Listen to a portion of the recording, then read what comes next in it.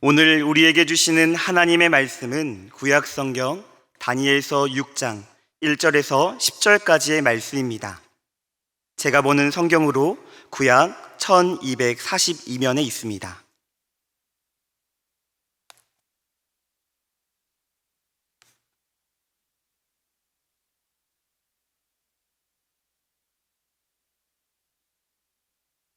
다니엘서 6장 1절에서 10절까지를 한 절씩 교독하신 후 마지막 절은 합독하시겠습니다. 읽겠습니다. 다리오가 자신의 뜻대로 고관 120명을 세워 전국을 통치하게 하고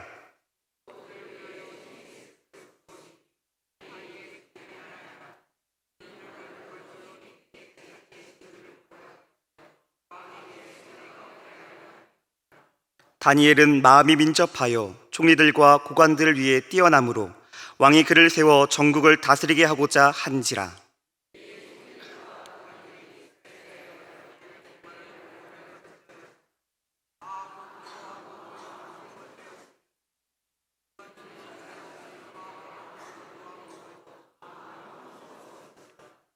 그들이 이르되 이 다니엘은 그 하나님의 율법에서 근거를 찾지 못하면 그를 고발할 수 없으리라 하고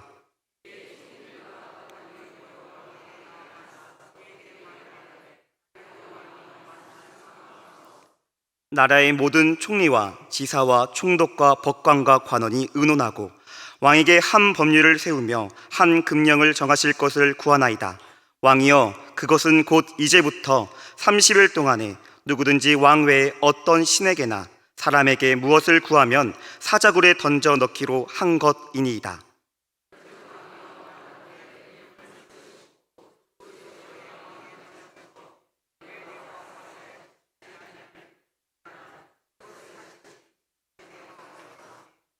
이에 다리오 왕이 조서에 왕의 도장을 찍어 금령을 내니라. 함께 읽겠습니다.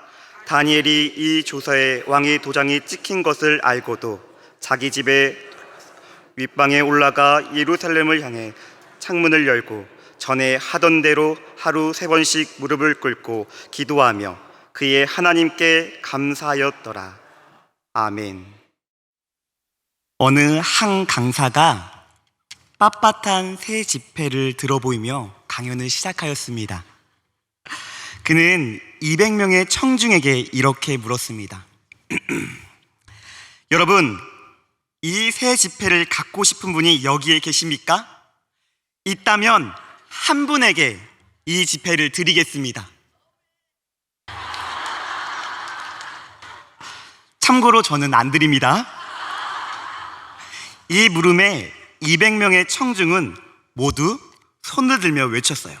저요! 저요! 라고요. 한 사람도 빠짐없이 이 지폐를 원했죠. 그러자 강연자가 빳빳한 새 지폐를 이처럼 손에 힘을 주며 마구 구겼습니다. 그리고 다시 청중들에게 물었어요. 여러분, 이렇게 구겨졌는데도 아직도 이 지폐를 원하시는 분이 여기에 계십니까? 네, 맞습니다. 여러분같이 모든 청중들은 손을 들며 외쳤어요. 네, 원합니다. 저 원해요. 저 주세요. 라고요. 그랬더니 강연자는 보란 듯이 더 심한 행동을 합니다. 들고 있었던 지폐를요, 땅에 떨어뜨리고요. 그 다음 발로 마구 짓밟기 시작했습니다. 그리고 다시 이렇게 물었어요. 여러분, 이랬는데도 갖고 싶은 분이 아직도 계십니까? 그랬더니 역시 이번에도 모든 청중들이 손을 들고 네 라고 외쳤죠. 이 모습을 본 강연자는요, 미소를 띄우며 이렇게 말했습니다. 여러분, 우리는 지금 귀중한 교훈 하나를 얻었습니다. 제가 무슨 짓을 하든 여러분은 여전히 이 지폐를 원한다고 했습니다. 왜일까요? 이 지폐의 가치가 변하지 않았기 때문이죠. 지폐가 구겨져도 떨어져도 짓밟혀도 이 지폐의 가치가 그대로 있잖아요. 여러분, 여러분의 가치도 이와 같습니다. 여러분의 인생이 꾸겨진다 하여도, 떨어진다 하여도, 아무리 짓밟힌다 하여도 여러분의 가치는 변하지 않아요. 청중은 이 강연자의 말에 고개를 끄덕이며 힘찬 박수를 보냈다고 합니다. 사랑하는 성도 여러분, 이 강연이 우리에게도 귀한 교훈을 선물합니다. 살다 보면 우리는 스스로 내린 결정으로 주변의 환경으로 인해 구겨지거나 떨어지거나 짓밟힐 수 있습니다. 그래서 나 자신이 실패했다라는 절망에 빠지기도 합니다. 그러나 우리에게 무슨 일이 일어난다 해도 우리의 가치는 절대로 변하지 않습니다. 왜 그렇습니까? 하나님께서 우리에게 사랑으로 부여해 주신 가치잖아요. 예수 그리스도의 은혜로 허락된 가치잖아요. 성령의 능력으로 충만하게 베푸신 가치잖아요. 그렇기에 우리는 우리의 가치를 나의 감정, 타인의 평가, 주변의 환경에 맞추며 사는 인생이 돼서는 안 됩니다. 오직 하나님께만 맞추며 살아가는 인생이 되어야 합니다.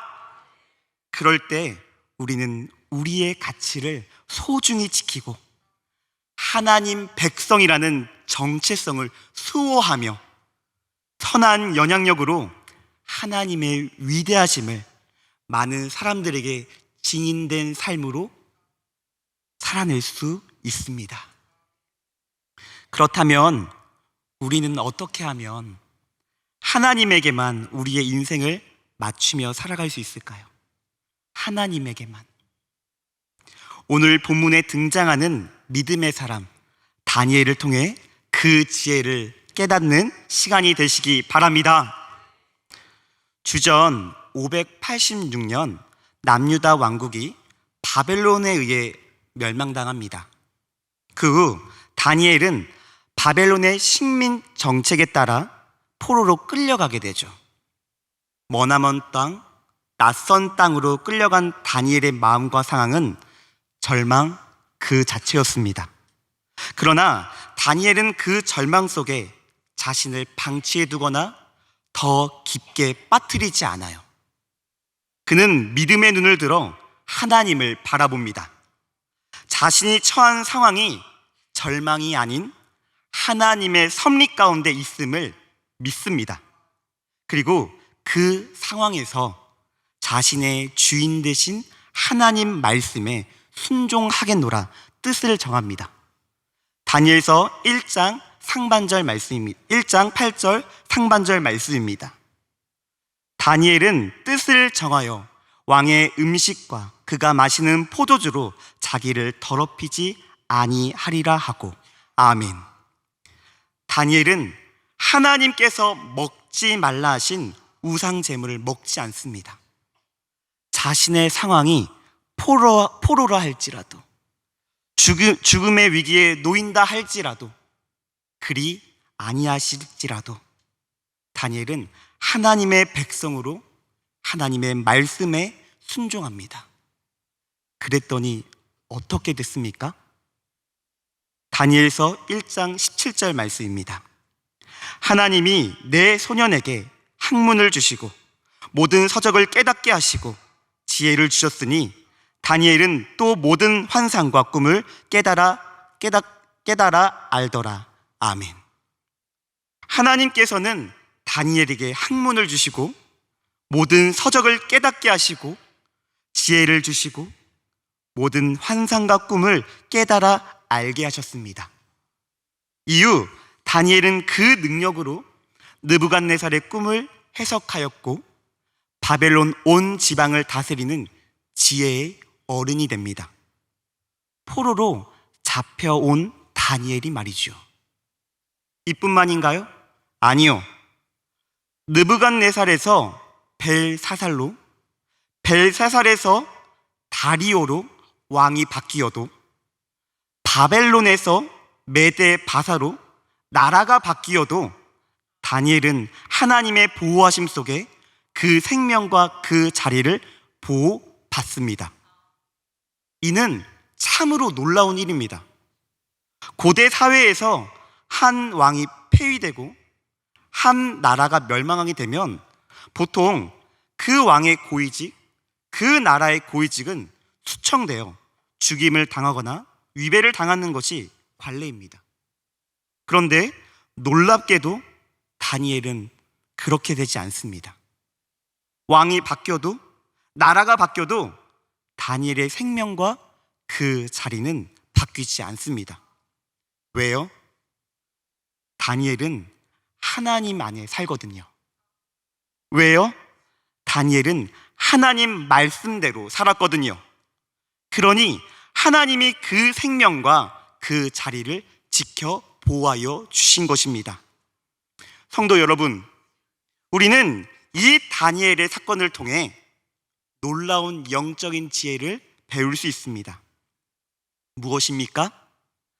하나님 백성은 하나님 안에 살아야 한다는 것입니다. 하나님 사람은 하나님 말씀대로 살아가야 한다는 것입니다.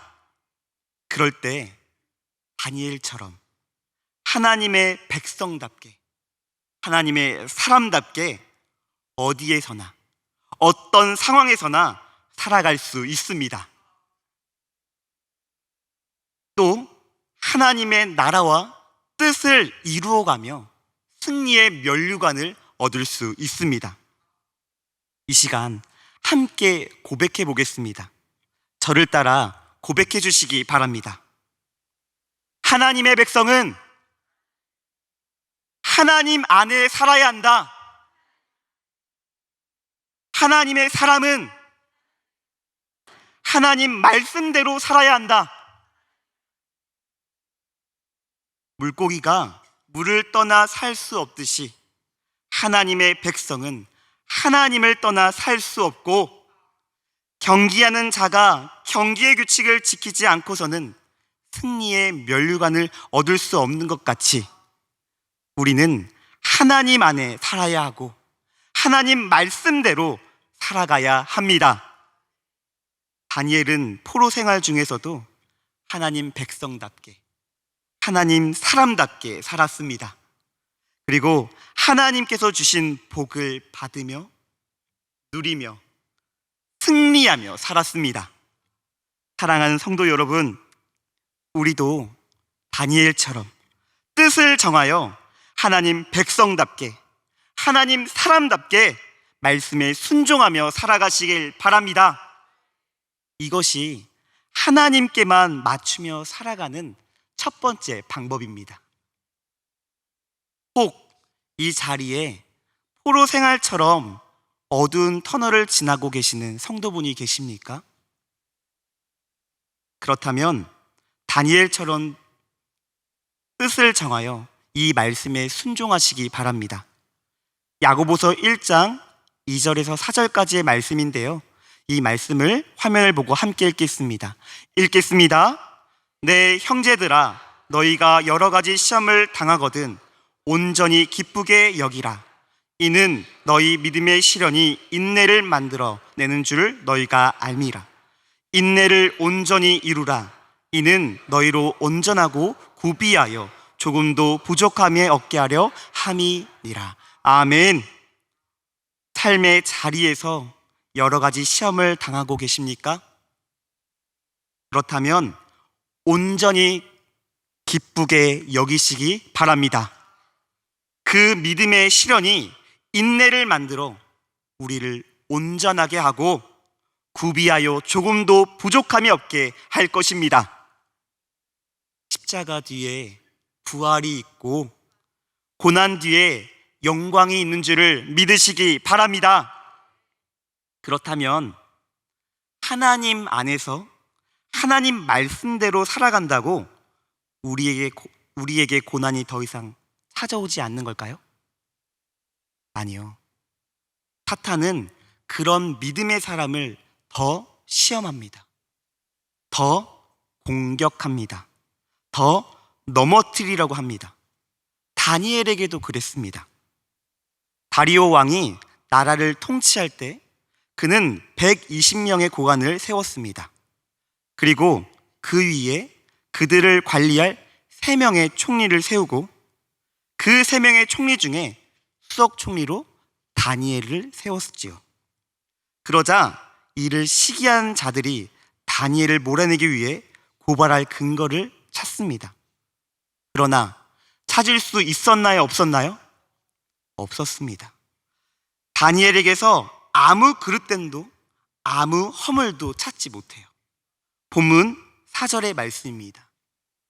이에 총리들과 고관들이 국사에 대하여 다니엘을 고발할 근거를 찾고자 하였으나 아무 근거, 아무 허물도 찾지 못하였으니 이는 그가 충성되어 아무 그릇됨도 없고 아무 허물도 없음이었더라. 아멘. 충성된 다니엘을 몰아낼 근거를 찾을 수 없었죠. 그러자 그들이 꾀를 내어 다니엘이 하나님께 기도하는 것을 문제 삼기로 합니다.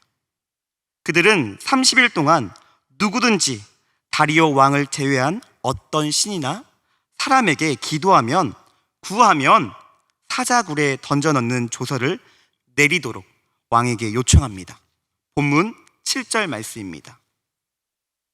그 나라의 모든 총리와 지사와 총독과 법관과 관원이 의논하고 왕에게 한 법률을 세우며 한 금령을 정하실 것을 구하나이다.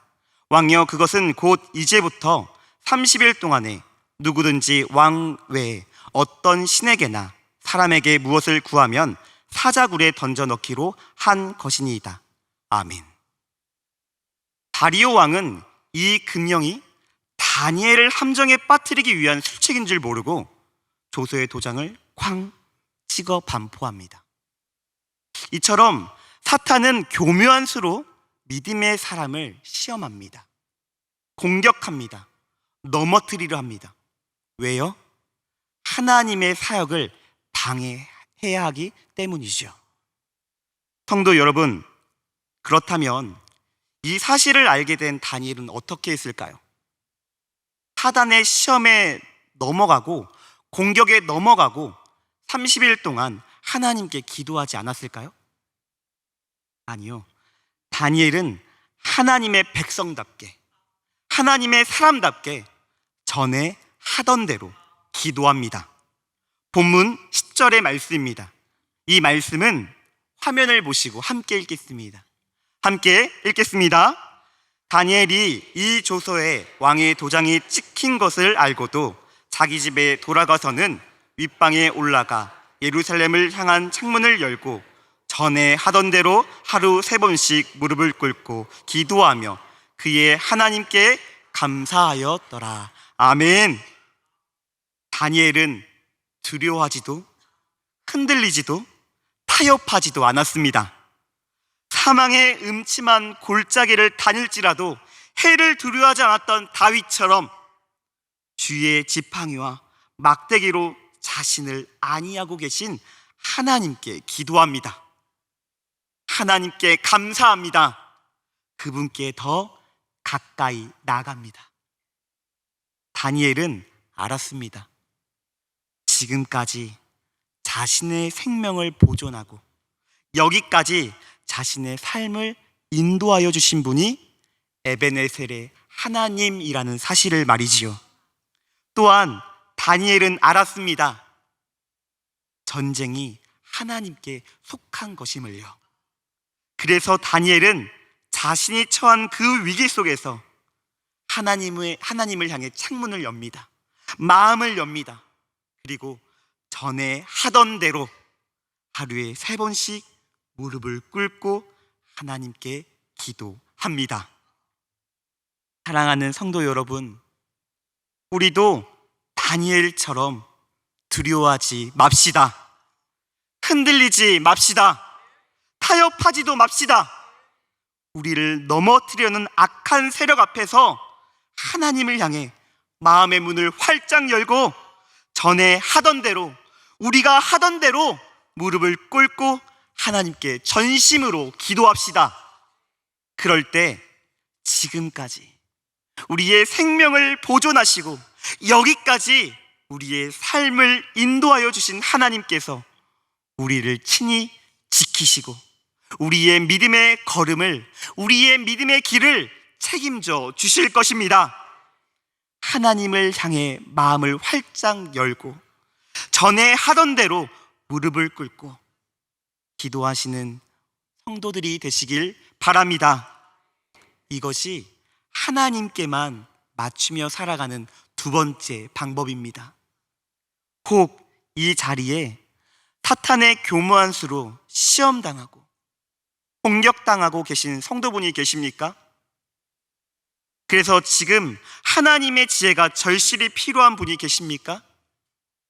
그렇다면 이 말씀을 부여잡고 기도하시길 바랍니다. 야고보서 1장 5절 말씀입니다. 이 말씀도 화면을 보고 함께 읽겠습니다. 읽겠습니다.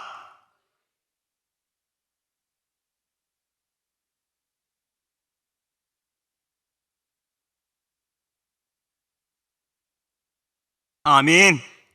후히 주시는 하나님께 기도하시기를 바랍니다. 그런데 여기서 우리가 생각해 보아야 할 질문이 하나가 있습니다. 무엇입니까? 위기에 처한 다니엘이 왜 감사했을까입니다. 위기 앞에서 기도할 수는 있잖아요. 그런데 왜 감사했을까요? 왜? 그 이유는 이 위기를 통해 하나님의 위대하심을 많은 이방 사람들에게 증거할 수 있기 때문입니다.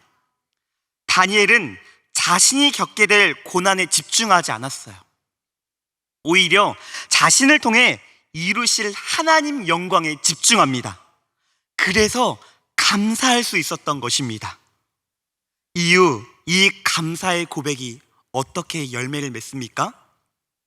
타자굴에 들어간 다니엘은 하나님의 보호를 경험합니다.